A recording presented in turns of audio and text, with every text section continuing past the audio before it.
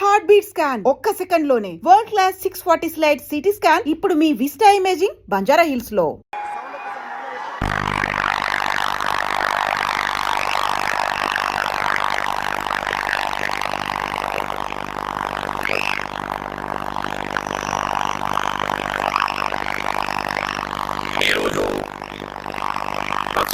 ప్రజా జీవితంలో ఒక మార్పుగా భావిస్తున్నాను చెప్పండి. వాస్తవంగా ఏదో నా ప్రజా జీవితం పంచాయతీ సమితి అధ్యక్షుడిగా ఆరంభింపబడి 6 పర్యాలు జగిత్యాల గడ్డ మీదకెళ్ళి శాసనసభ్యుడిగా ఎంపికై 1 పర్యాలు శాసన మండలి సభ్యుడిగా ఎంపికై మీ అందరి యొక్క అండదండలతో ఆశీర్వచనాలతో ఈ స్థాయికి ఎదిగి మరి ఈరోజు ఏదైతుందో మరి ఇంతవరకు ఉన్నటువంటి పార్టీ కాంగ్రెస్ పార్టీ నా పట్ల చూపెట్టిన వివక్షత సుదీర్ఘ కాలం ఏదైతే 4 దశాబ్దాల పైగా అన్నాడు కాంగ్రెస్ పార్టీ బలోపేతం కొరకు వాస్తవంగా మిత్రులు పెద్దలు కేసీఆర్ గారు ఏదైతుందో 99లో టీఆర్ఎస్ పార్టీ ఆవిర్భావ సందర్భంగా తెలంగాణ రాష్ట్ర ఏర్పాటు మనందరి ఆకాంక్ష మనం కలిసి మరి ప్రయాణం చేయాలని చెప్పని వారు పేర్కొన్నప్పటికీ కూడా ఏదైతుందో ఒక క్రమశిక్షణ గల కార్యకర్తగా నాడు ఏదైతుందో నేను కాంగ్రెస్ పార్టీలో కొనసాగడం జరిగింది. మరి ఏదైతే తెలంగాణ రాష్ట్ర ఏర్పాటు ఆకాంక్ష యావత్ తెలంగాణ ప్రజల యొక్క లక్ష్యం వల్ల మన యొక్క జన్మ హక్కుగా భావించి ఏదైతుందో పెద్దలు కేసీఆర్ గారు తెలంగాణ రాష్ట్ర ఏర్పాటు ఉద్యమ నాయకుడిగా అన్నాడు ఏదైతుందో వారి శాసనసభ్యుడిగా డిప్యూటీ స్పీకర్ ఏదైతుందో పదవికి రాజీనామా చేసి ప్రజాక్షేత్రంలో ఏదైతుందో యావత్ తెలంగాణ సమాజాన్ని జాగృతి చేసే విధంగా ఉద్యమించడంతో తెలంగాణ రాష్ట్ర ఏర్పాటు సహకారమైంది అని చెప్పక తప్పదని చెప్పంటున్నా. అటువంటి యొక్క కేసీఆర్ గారి యొక్క నాయకత్వంలో వాస్తవంగా మరి నేను ఎదుర్కొంటున్నటువంటి యొక్క మానసిక ఇబ్బంది దృష్ట్యా మరి వారు ఏదైతుందో పెద్ద మనసుతో నాకు చేయూతనిచ్చిండ్రు. మరి పెద్ద మనసుతో నాకు చేయూతనిచ్చేదితుందో ఇలా ఒక ఉద్యమ రథసారథిగా బీఆర్ఎస్ పార్టీలో చేరి ఇలా తెలంగాణ రాష్ట్ర ఏర్పాటు వాస్తవం వారు దశాబ్ద కాలం 2 పర్యాలు ముఖ్యమంత్రి ఏదైతుందో తెలంగాణ రాష్ట్రాన్ని వీళ్ళ జాతీయ స్థాయిలో కాకుండా అంతర్జాతీయ స్థాయిలో దాన్ని నిలబెట్టడం జరిగింది. మరి అటువంటి ఒక రాష్ట్రం ఏదైతుందో ఆనాడు కాంగ్రెస్ పార్టీ ఇవాళ ఏదైతుందో ఒక ఇంకా మెరుగైన రీతిలో పాలన ఇవ్వడం జరుగుతుందని చెప్పినటువంటి భావన ఆశల పల్లకిలో ఊరిగింపజేయడంతో ఏదైతుందో మరి మొన్నటి 23 ఎన్నికల్లో కాంగ్రెస్ పార్టీ అధికారానికి వచ్చింది.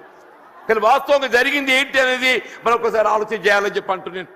వారు ఆరంభించిన ఒక పథకాలకు ఇవాళ వాటికి ఏదైతుందో మెరుగైన రీతిలో దాన్ని అమలు చేయడం పక్కన పెట్టండి. అసలు కార్యక్రమాలు ఏదైతుందో అమలు మరిచిపోయే విధంగా ఇవాళ ఏదైతే రైతాంగం ఈ దేశానికి అన్నం పెట్టే రైతు వెన్నెం కాని చెప్పి అంటున్నాం.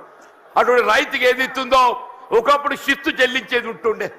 ఆ శిస్తు చెల్లింపు ఏదైతుందో అలాంటి ఎన్టీ రామారావు గారు టీడీపీ ప్రభుత్వ హయాంలో దాన్ని రద్దు చేస్తే ఇలా కేసీఆర్ గారు ఏదైతుందో ఇలా దేశంలోనే కాదు అంతర్జాతీయ స్థాయిలో కూడా పెట్టుబడి సమకూర్చే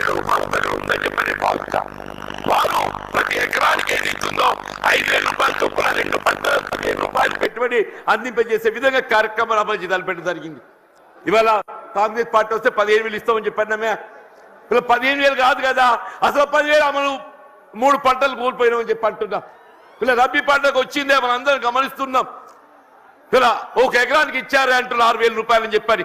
ఇలా 2వ పంట కేసీఆర్ గారి వాళ్ళ జగిత్యాల పట్టాలకు వస్తుందని చెప్పని ఇలా ఏదైతే 2వ ఎకరా కూడా మేము ఇస్తామని చెప్పని మళ్ళీ ప్రకటన చేయడం జరిగిందని చెప్పి అంటున్నాం. మనం ఏ కార్యక్రమాన్ని తీసుకుందని చెప్పి అంటున్నాను. నేను కళ్యాణ లక్ష్మి ఆడబిడ్డల పెళ్లికి తోడ్పడే విధంగా ఏదైతున్నదో వారు 50,000 నుండి ఆరంభింపజేసి 1,00,000 రూపాయలు ఆర్థిక సాయం అందింపజేయడం అని చెప్పి అంటున్నాం. కాంగ్రెస్ పార్టీ ఏదైతుందో తులం బంగారం జోడిస్తామని చెప్పన్నారు. మరి తులం బంగారం ఏమైందో మరి ఎవరికైతే కళ్ళ రాలేదని చెప్పి అంటున్నాను. మీరు ఏ కార్యక్రమం తీసుకోండి అని చెప్పండి. రైతు బీమా పథకం అని చెప్పి అంటున్నాను. మీరు ప్రసూతి వైద్య సదుపాయం కొరకు ఏదైతుందో ఒక తల్లికి అండగా నిలవాలి, పాపకు అండగా నిలవాలని చెప్పని కేసీఆర్ కిట్ అమలు చేసి తలపెట్టడం చెప్పి అంటున్నాను. ఇలా బలహీన వర్గాలకు అండగా నిలిచే విధంగా అది ఏ వర్గమే కానీ వెళ్ళాక మరి తోడు నిలిచే విధంగా కార్యక్రమాలు అమలు చేసి తలపెట్టడం జరిగిందని చెప్పి అంటున్నా. మరి అటువంటి ఒక నాయకుడు మరి బీఆర్ఎస్ పార్టీ అధ్యక్షుడు తెలంగాణ రాష్ట్ర ఏర్పాటు ఉద్యమ నేత ఆధ్వర్యంలో ఏదైతుందో ఇవాళ నేను ఏదైతుందో బీఆర్ఎస్ పార్టీలో చేరి వారి నాయకత్వం పనిచేసే అవకాశం నాకు కల్పించినందుకు ఏదైతుందో నేను వారికి హృదయపూర్వకంగా ధన్యవాదాలు చెప్తామని చెప్పంటున్నాను. మరి ఏదైతుందో వాస్తవంగా వీళ్ళ వేదిక చూస్తుంటే మా మిత్రుడు రమణ గారు గతంలో ఈ ప్రాంతాన్ని ప్రాతినిధ్యం వహించిన శాసనసభ్యుడిగా పార్లమెంట్ సభ్యుడిగా ఎంపికైండు, శాసన మండలి సభ్యుడు కొనసాగుతుండు. ఇలా వారితో కలిసి పనిచేసేట ఒక ప్రయాణం చేసే అవకాశం నాకు లభించాలని చెప్పి అంటున్నాం. సోదరి దావ వసంత గారు వీళ్ళకి జగిత్యాల జిల్లా మొట్టమొదటి జిల్లా ప్రజా పరిషత్ అధ్యక్షురాలిగా ఈ ప్రాంతానికి సేవలు అందించిందని చెప్పి అంటున్నా. మా మిత్రుడు గంగుల కమలాకర్ గారు గతంలో మంత్రివర్గిగా కరీంనగర్ శాసనసభ్యుడిగా సేవలు అందించిందని చెప్పి అంటున్నాం. మా సోదరుడు కౌశిక్ రెడ్డి గారు అని చెప్పి అంటున్నాను. మా మిత్రుడు విద్యాసాగరరావు గారి యొక్క తనయుడు సంజయ్, విద్యాసాగరరావు గారి తనయుడు సంజయ్, మరి సంజయ్ అంటే వేరే అనుకునేదని చెప్పంటున్నా. ఆయన ఈ సంజయ్ వేరు, ఈ సంజయ్ ఏదైతుందో అకుంఠిత దీక్షతో ప్రజాసేవ చేయాలనే సంకల్పంతో కేసీఆర్ నాయకత్వం కొనసాగుతున్నట్టు మా మిత్రుడు విద్యాసాగర్ రావు గారి తనయుడు అని చెప్పి అంటున్నాం. ఇలా జిల్లా బీఆర్ఎస్ పార్టీ అధ్యక్షుడు విద్యాసాగర్ రావు గారు మా అందరినీ సమన్వయం చేస్తాను ముందుకు వచ్చినట్టు ఒక సోదరుడు పల్లా రాజేశ్వర రెడ్డి గారు, ఇక వేదికపై ఉన్నటువంటి ఒక శాసన మండలి సభ్యులు, ఇవాళ ఇంకా ఇతర మిత్రులు అందరూ కూడా అందరికీ నేను చేతులెత్తి నమస్కరిస్తానని చెప్పి అంటున్నాను. ఇంతకాలం ఏదైతుందో వాస్తవంగా కేసీఆర్ గారు అంటే నా మొదటి నుండి గౌరవం, ఇద్దరికి వ్యక్తిగతంగా అనుబంధం ఉందని చెప్పి అంటున్నా. మేము ఏదైతుందో విద్యార్థి దశ నుండి మేము కలిసి ప్రయాణం చేసినటువంటి వాళ్ళం. వీళ్ళ భిన్న అభిప్రాయాలు, భిన్న రాజకీయ పార్టీలు, మరి వేదిక ఏదైతుందో మరి కలిసి ప్రయాణం చేయలేకపోయినా కానీ ఇలా అభివృద్ధిలో ఏదైతుందో వారు 2014 తెలంగాణ రాష్ట్రం ఏర్పాటు అయినాడు ఏదైతుందో నేను శాసనసభ్యులు గెలిచానని చెప్పంటున్నా.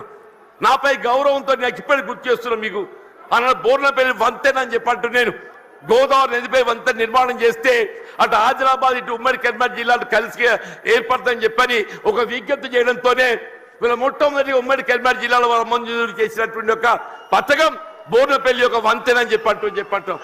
ఇలా అభివృద్ధికి ఏదైతుందో రాజకీయాలు లేవు, అభివృద్ధికి రాజకీయాలు లేవని చెప్పంటున్నా. ఆ విధంగా అభివృద్ధి చేసినటువంటి ఒక మరి గొప్ప నాయకులు ఏదైతుందో మరి కేసీఆర్ గారు అని చెప్పంటున్నాం. మిత్రుడు కొప్పుల ఈశ్వర్ గారు ఏదైతుందో ధర్మపురి శాసనసభ్యుడిగా వీళ్ళ మంత్రి వర్యుడిగా చెప్పంటూ నేను వారు ఏదైతుందో రోడ్ల ఆధునీకరణ వారి యొక్క ఈ ప్రాంతం అంతా సస్యశ్యామలం కావాలని చెప్పంటే ఆ ఆధునీకరణతో అది సాధ్యమవుతుందనే ఒక భావనతోని మరి కొప్పుల ఈశ్వర్ గారు ఏదైతుందో మరి కేసీఆర్ దృష్టి తీసుకెళ్లడం, వారు ఏదో మంజూరు చేయటం, మరి ఏదైతే ఉందో మన మొత్తం ప్రాంతం జగిత్యాలే కానీ తలుపులే కానీ చెప్పంటున్నాం. జగిత్యాల, ధర్మపురి, కోరుట్ల, వేములవాడ, చొప్పదండి మనంతా అన్నదమ్ముల్లాగా జగిత్యాల జిల్లాలో కలిసినటువంటి వాళ్ళని చెప్పంటున్నాం. ఇలా అభివృద్ధికి సంకేతం బీఆర్ఎస్ రాజకీయ పార్టీ అని చెప్పంటున్నాను. ఇలా 10 జిల్లాలు ఉన్నటువంటి యొక్క తెలంగాణ రాష్ట్రాన్ని 13 జిల్లాలు అదనంగా ఏర్పాటు చేసి దాని 23 జిల్లాల తెలంగాణ రాష్ట్రానికి రూపొందింపజేసినట్టు ఒక ఘనత వీళ్ళ పెద్ద కేసీఆర్ గారిని చెప్పక తప్పదని చెప్పంటున్నారు. అని అందరూ కూడా ఆశ్చర్యపోయారు. ఈ కొత్త జిల్లాలు ఏర్పాటుతోని ఇది నిజంగానే సాధ్యమేనా అని చెప్పని వీళ్ళ నూతన జిల్లాలు ఏర్పాటు కావడంతో ఏదైతుందో వైద్య సేవలు మెరుగు కావటం అని చెప్పంటారు. వైద్య సేవలు మెరుగు కావటం మన జగిత్యాల జిల్లా ఏర్పాటు కావడంతో ఏదైతుందో మన జగిత్యాల ఏదైతుందో వైద్య విద్యా కళాశాల, అసలు మన జగిత్యాల జిల్లా కేంద్రంగా వైద్య విద్యా కళాశాల ఏర్పాటు సాధ్యమవుతుందనే ఆలోచన కూడా మీరు తప్పని చెప్పంటున్నాం. కేవలం కేసీఆర్ గారి యొక్క ఆలోచన, వారి యొక్క దూరదృష్టి, వీళ్ళ నూతన జిల్లాలు ఏర్పాటుతో ఏదైతే వైద్య విద్య సదుపాయాలు మెరుగుపరచొచ్చని చెప్పిన భావంతో వీళ్ళ నూతన జిల్లాలు ఏర్పాటు చేయడము, జగిత్యాల జిల్లా కేంద్రంగా వైద్య విద్యా కళాశాల రూపొందడం, వీళ్ళ వైద్య సేవలు విస్తృత